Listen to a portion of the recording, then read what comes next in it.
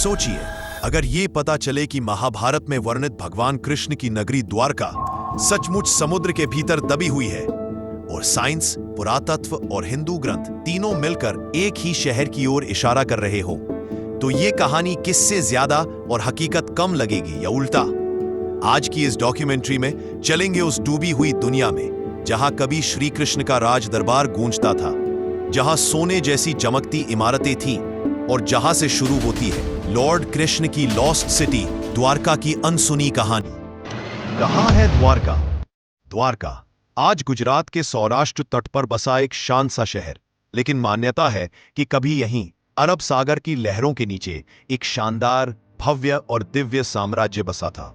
भगवान कृष्ण की राजधानी द्वारकापुरी। पुराने ग्रंथ बताते हैं कि यह शहर समुद्र की गोद में था और आज समुद्र की तह में इसके अवशेष मिलने का दावा किया जाता है। यानी जहां आज तुम लहरें टूटते देख रहे हो, कहते हैं कभी वहीं सोने की महलों और संगमरमर की गलियों में रथों के पहिए घूमते थे। द्वारका का नाम जुड़ा है एक ही नाम से, यादवों के नाथ द्वारकाधीश भगवान श्री कृष्ण। मान्यता के अनुसार जब मथुरा पर बार बार आक्रमण होने लगे, कंस के मारे जाने के बाद भी शत्रु शांत नहीं हुए, तब कृष्ण ने अपनी प्रजा को सुरक्षित रखने के लिए समुद्र के किनारे एक अद्भुत, अभेद्य और दिव्य नगरी बसाई। कृष्ण सिर्फ एक देवता नहीं, बल्कि एक रणनीतिकार, राजा, मित्र और मार्गदर्शक के रूप में भी जाने जाते हैं। द्वारका उनकी राजधानी, उनका सपना और यादव वंश की शान मानी जाती है। शास्त्र बताते हैं कि द्वारका कोई आम शहर नहीं था। कहा जाता है कि इस शहर की 7 परतें थीं, ऊंचे ऊंचे प्रासाद, चौड़ी सड़कों पर सजे रथ, रत्न जड़ित दीवारें और समुद्र की ओर खुलते भव्य द्वार। पुराणों और महाभारत में वर्णन मिलता है कि यहाँ के महलों में सोना, चांदी और कीमती रत्न जड़े होते थे। नगर के चारों ओर सुरक्षात्मक दीवारें थीं और समुद्र से आने जाने के लिए विशेष घाट और बंदरगाह। अब सोचिए, हजारों साल पुरानी किताबें एक ऐसी चमकती दमकती नगरी का जिक्र करती है और आज उसी जगह पर समुद्र के भीतर दीवारों जैसे ढांचे, खंभे और पत्थर की संरचनाएं मिलने का दावा किया जाता है। क्या यह महज संयोग है या सचमुच वो द्वारका ही है? महाभारत और पुराणों के अनुसार द्वारका का समय द्वापर युग से जुड़ा है।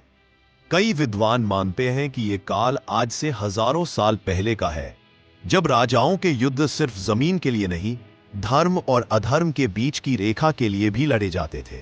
माना जाता है कि यहीं से कुरुक्षेत्र युद्ध से पहले की कई बड़ी रणनीतियां बनी।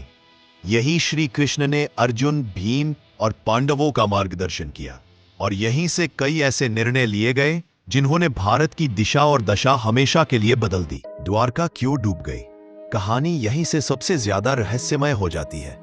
हिंदू मान्यताओं के अनुसार जब महाभारत युद्ध समाप्त हो गया, धर्म और अधर्म का संग्राम अपने अंत पर पहुंचा, तब द्वापर युग भी समाप्ति की ओर बढ़ने लगा। कथाओं में आता है यादव वंश के भीतर कलह, घमंड और आपसी द्वेष बढ़ने लगा। एक शाप, एक गलत मजाक और फिर धीरे धीरे स्वविनाश की ओर बढ़ती पूरी सभ्यता। कहा जाता है कि जैसे ही श्री कृष्ण ने इस धरती से अपना प्रस्थान लिया, उसी के थोड़े समय बाद समुद्र ने उठकर द्वारका को अपनी लहरों में समा लिया। महाभारत में वर्णन है कि लोग देखते रह गए और धीरे धीरे पूरी नगरी समुद्र के भीतर डूब गई, मानो कभी अस्तित्व में ही न रही हो। कुछ लोग इसे प्रकृति का नियम मानते हैं, समय के साथ शहरों का विनाश, समुद्र के स्तर का बढ़ना। कुछ इसे कर्मों का फल तो कुछ इसे युग परिवर्तन की निशानी कहते हैं। अब सवाल उठता है, ये सब सिर्फ धार्मिक कथाएं हैं या इसके पीछे कुछ पुरातात्विक सच भी छिपा है? हाल के दशकों में भारत के पश्चिमी तट पर, खासकर गुजरात के ओखा और द्वारका के पास समुद्र के भीतर कई अंडरवाटर सर्वे किए गए। पानी के भीतर गोताखोरों और वैज्ञानिकों ने समुद्र की तह से ऐसे पत्थर के ढांचे, खंभे और दीवार जैसी संरचनाएं देखी जो किसी व्यवस्थित बस्ती या शहर की ओर इशारा करती है। कुछ स्थानों पर समुद्र के नीचे समतल पत्थर, सीधी रेखा में बनी दीवारें, यहाँ तक कि पुराने घाट जैसे ढांचों के संकेत तक मिले हैं। कुछ शोधों में तो यह दावा भी किया गया कि यहाँ से मिले नमूनों की उम्र हजारों साल पुरानी हो सकती है। यहीं से बहस शुरू होती है, क्या ये सचमुच महाभारत की द्वारका है या फिर किसी और प्राचीन सभ्यता के अवशेष? एक और मंदिर की घंटियां और भक्तों का विश्वास, दूसरी ओर वैज्ञानिक खोजें और पुरातात्विक सबूत। द्वारका आज भी इन दोनों दुनियाओं के बीच सवाल बनी हुई है। द्वारका सिर्फ पत्थरों का शहर नहीं, ये उस युग का प्रतीक है जहां भगवान भी राजनीति समझते थे, कूटनीति करते थे, मित्रता निभाते थे और सही समय पर सही पक्ष का साथ देते थे।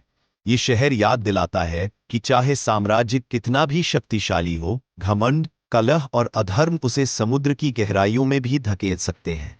और ये भी कि जो कहानी हम मिथक समझकर नजरअंदाज करते हैं, कभी-कभी उनका कुछ हिस्सा इतिहास बनकर समुद्र की तह से वापस उभर आता है। क्या द्वारका सचमुच भगवान कृष्ण की वो दिव्य नगरी थी जो समुद्र ने निगल ली? या फिर ये सिर्फ एक और प्राचीन शहर है जिसे हमारे विश्वास ने कहानी बनाकर अमर कर दिया? शायद इस सवाल का पूरा जवाब अभी विज्ञान के पास नहीं, पर एक सच्चाई साफ दिखती है।